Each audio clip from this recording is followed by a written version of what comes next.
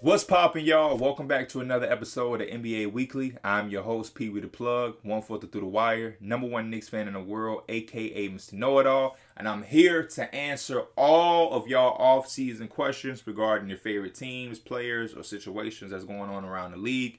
I appreciate everybody who dropped a response to my tweet.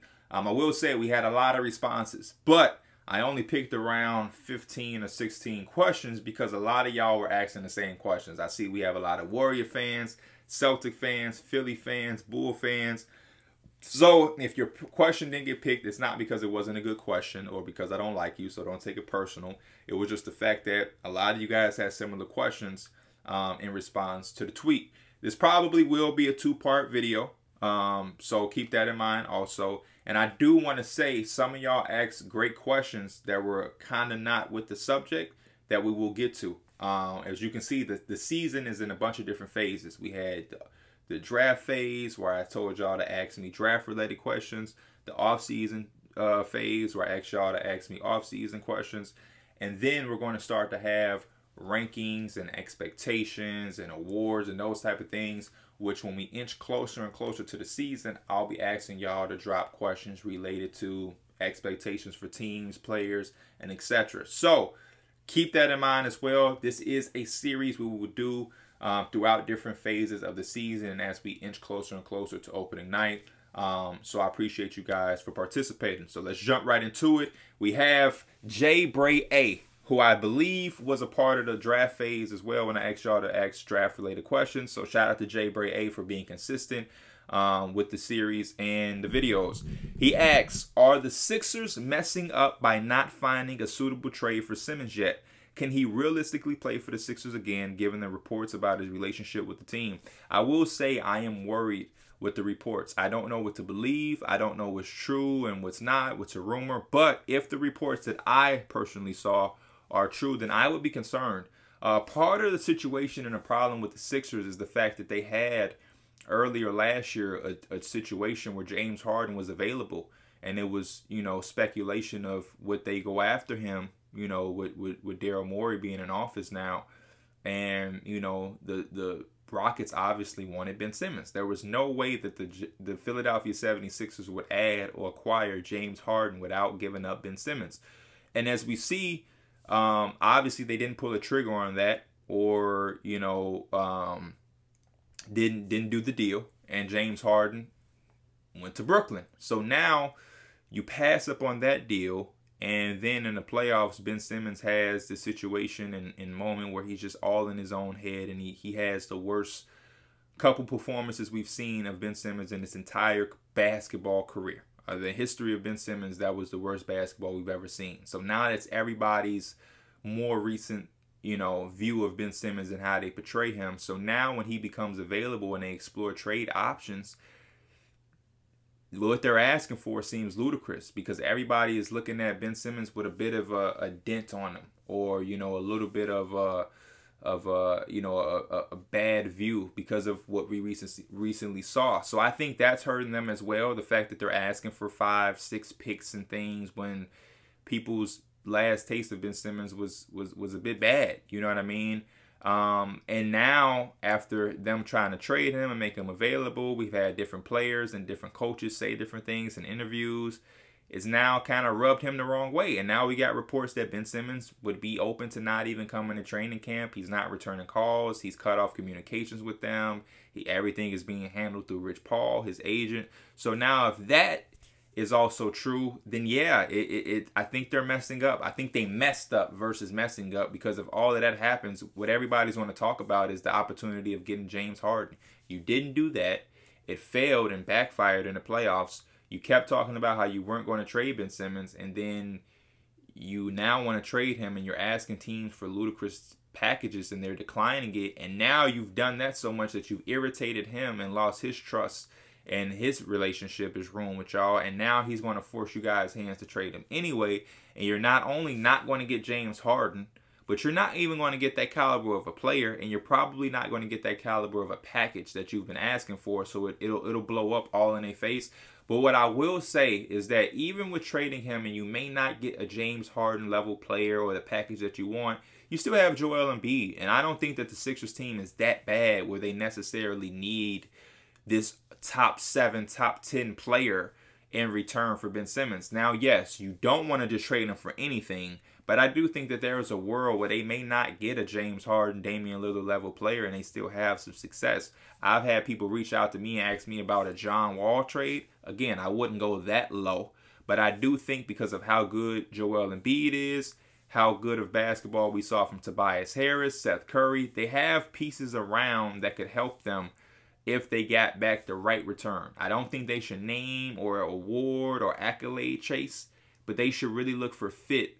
And if you can get a couple of suitable pieces for Ben Simmons, who may not be, like I said, 8-time All-Stars, but if they're really good players, I think you could still have a pretty nice team out there, in Philadelphia, So it's going to be interesting.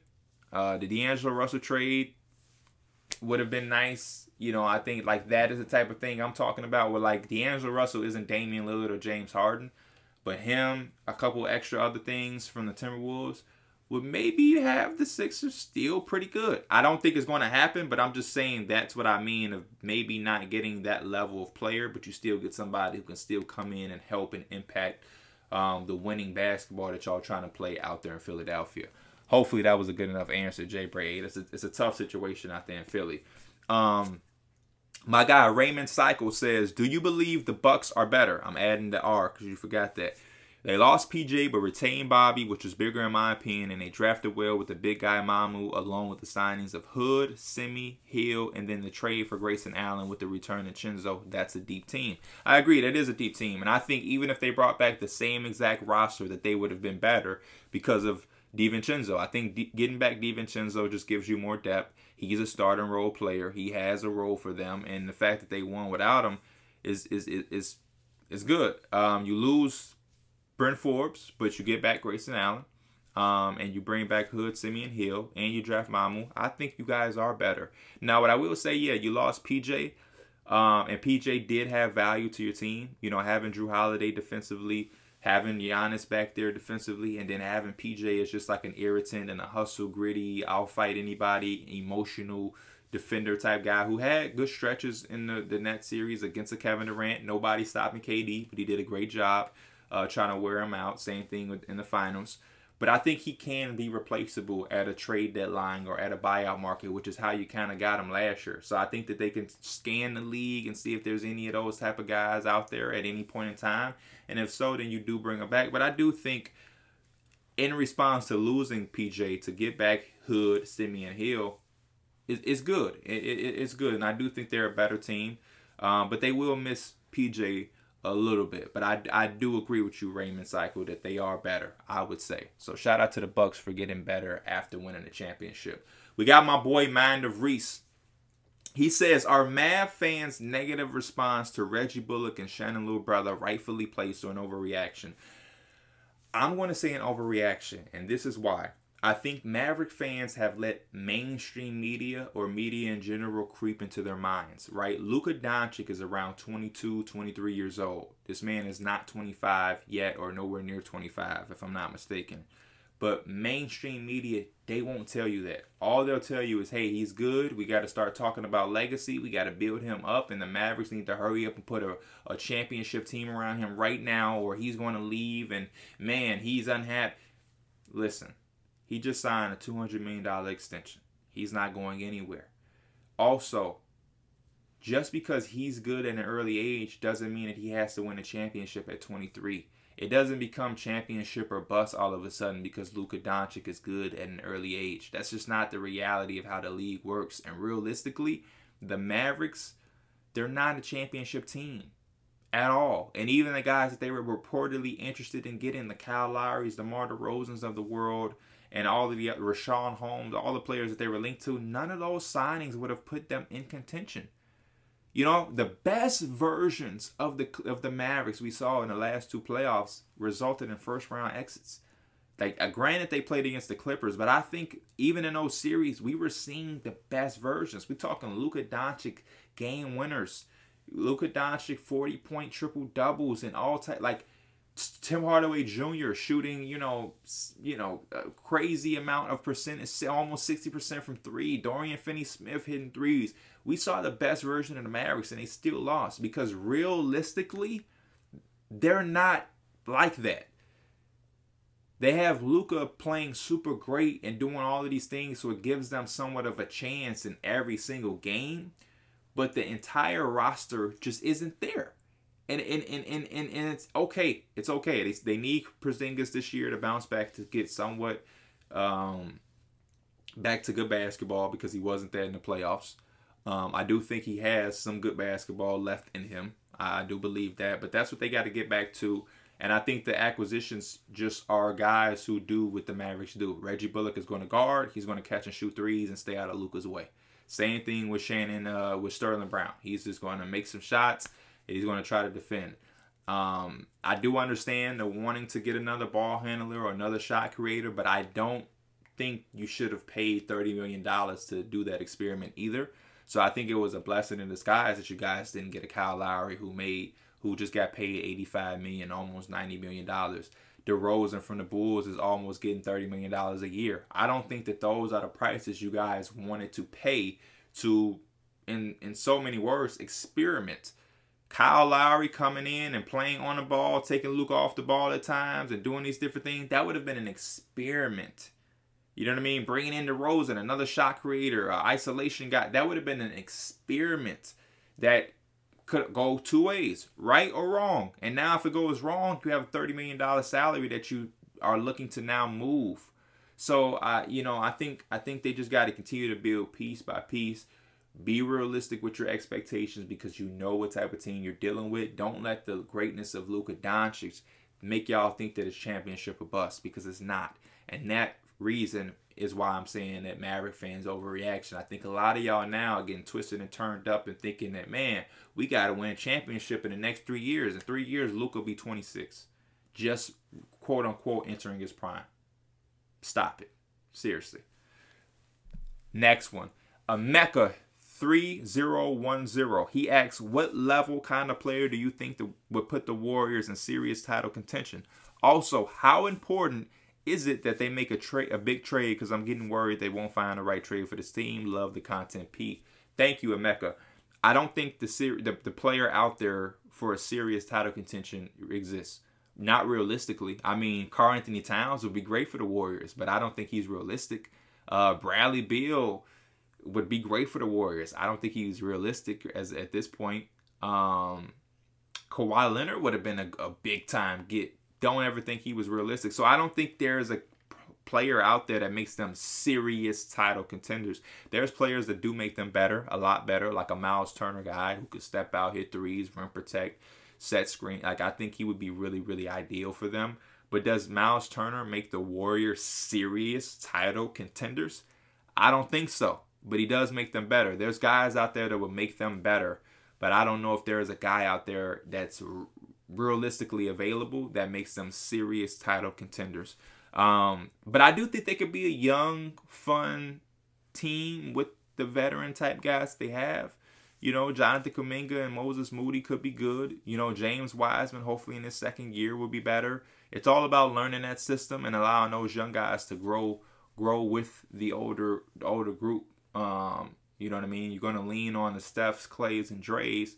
But if you can get little spurts of Kuminga, Moody, even Jordan Pooles of the world and Wiseman's, I think you can make something happen there. It's going to be very interesting and intriguing. But I think there's no secret that the last couple of years the Warriors wanted to make moves, but the right moves that you're asking wasn't available, so they didn't.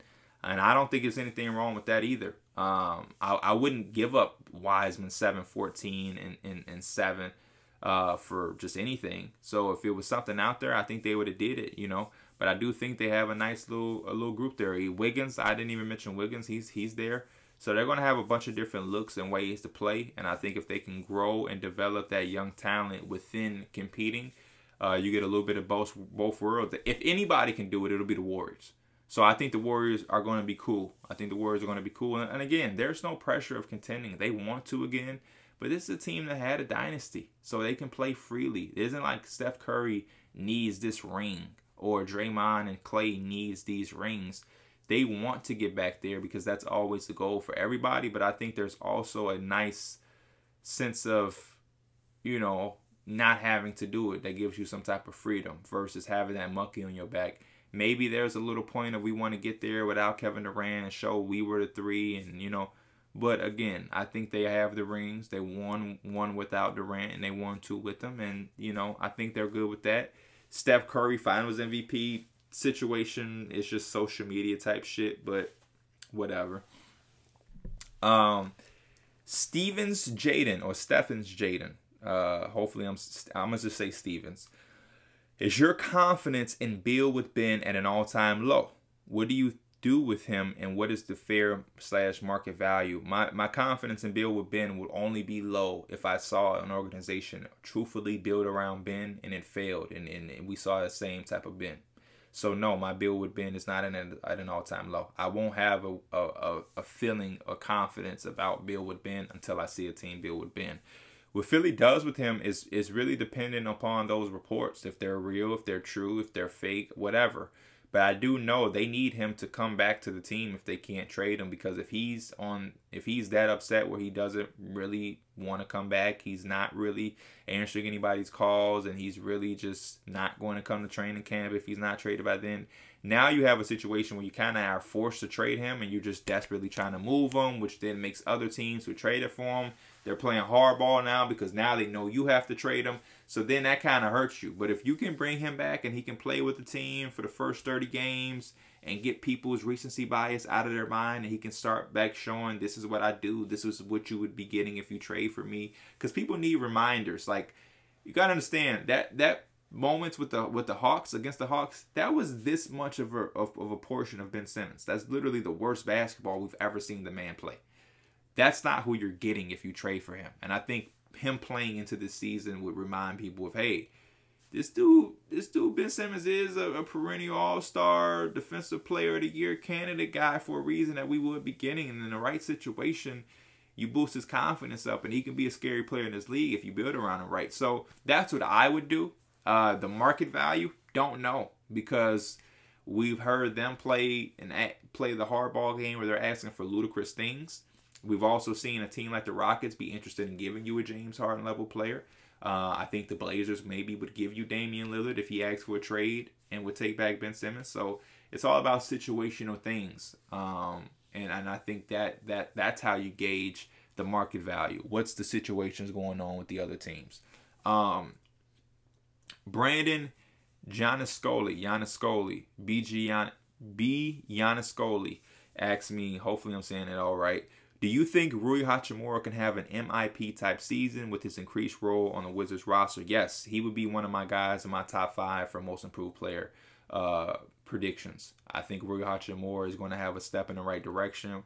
You know, it was tough last year. You had Russell Westbrook there and Bradley Beal. He, you know, was a little bit of the third fiddle. But I think this year, you bring in Spencer Dinwiddie and a more well-rounded roster that can go a lot of different ways, can run small, can run big, can run fast, can play half court, and it's going to give him a lot of different ways to play. And I think that's what makes Rui Hachimura so good, is he's so versatile. He's a 3, he's a 4, small ball center at times, I don't know.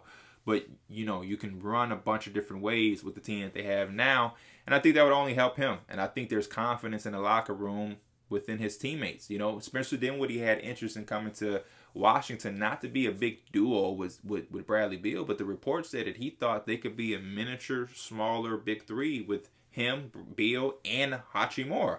So his peers and his teammates think that high of him, and I think he deserves it because he can hoop. You know, we saw him playing in the Olympics. He had some moments. He was showing the type of mentality of who he think he is with the type of shots he was taking. So I think he is going to have a step in the right direction. And I wouldn't be surprised if he did have an MIP type of season, because he is going to have an increased role. But I do think that the adjustments and the well-roundedness that they've added to their roster will only help him be as versatile as he can be in his upcoming season. My guy, Darian in real life asks, what's next for Coby White? Do you think the acquisition of Caruso / Ball will stunt his growth? Will he blossom into an ideal six-man, or will Chicago make him expendable on the market? Darian, I think this is going to be Coby White's best pro season. I think this is the first time that the Bulls have put him in a situation where he can truly be him. And that's with Ball, you know, with Lonzo, who can be your ideal point guard. DeRozan is a good playmaker as a wing player. I think Caruso is an all-around guard who can be a play initiator and play in the backcourt with Coby White and allow him to do his thing. But I think this is the first time where the Bulls will be able to say, Coby White, be you. You want to be a bucket getter? That's what you do best. Get off the bench, be a microwave, think score first. And when Coby White is in that situation, he's going to thrive. And that's all I've been saying this whole time, is that I think that's more Coby White. And because the Bulls already had Zach LaVine as a score-first guy and they didn't really have anybody to set the table, they were trying to get that from Coby, but that's just not who he is. It's never been who he is in his career. Even at North Carolina, he wasn't that type of guy. So now that you have a bunch of playmaking players, it now takes that pressure off of him to be something that he's not. I think the best thing for young players is to go into situations when they can be exactly who they are. The minute you start asking them to do different things that they're not really used to or aren't in their game is when they struggle. Now, it's one thing to ask a player to grow, develop, and to expand his game, but you also have to know what this player does, and there is value in allowing a player to be exactly who he is. If he's a bucket getter, let him be a bucket getter. If he's not a bucket getter, don't ask him to be a bucket getter. It's value in letting players be comfortable and play how they want to play, because now they're at their best, they're comfortable, they know what to do, they're feeling themselves, they have confidence, and we all know confidence is a make or break thing at the NBA level. So I do think he's going to have a really good year. Another Bulls question from my guy Corey, the Hardwood Mag. That's my guy. He asked, will the Bulls defense be enough to compete for a top 5 seed in the defense? I'm very curious. To top 5 seed in the conference. I'm very curious to see how the Bulls defense will come out. I don't think it's going to be bad, though. I don't know if it's going to be great, but I don't think it's going to be bad. I think the Bulls can have a solid defense. I love Lonzo as your point of attack, full court pressing at times and just being very disruptive. You can put him in a bunch of different ways. I think Zach is going to come in with this chip on his shoulder, especially with how he played defensively in the Team USA, and just recognizing that that's something that he needs to rev up. I think Patrick Williams is capable. I think DeRozan is not, you know, DeRozan ain't locking nobody up, but he's also not a liability. And I think Nikola Vucevic is going to be solid as well. You know, off the bench, Caruso is going to be solid. I think they have a bunch of different weapons and a bunch of different things that they can do defensively that is going to allow them to compete for a top 5 seed. I think talent-wise, they're just that good. Now, they don't have any answers for the Brooklyn Nets. May not have an answer for Joel Embiid. But I do think that the Bulls can be good enough defensively and offensively, just as a team and as talent-wise, to compete for a top 5 seed. I don't think that that's, you know, far-fetched. I think the Bulls are legit, and I have legit expectations for them. And I hope that they don't let me down. They're going to be very fun, though. They're going to be a very, very, very fun team to watch. And I can't wait. I can't wait. And I hope Zach comes in from day one of training camp and he sets that tone defensively. I saw him press in USA and get down in that stance and do everything he had to do. So hopefully he follows suit in the real season. That's a wrap, though, for episode 1 of the answering off-season questions for your favorite teams and players. As always, I am the host of NBA Weekly, Pee Wee the Plug. And as always, I appreciate you guys and see you next time. I am out. Peace.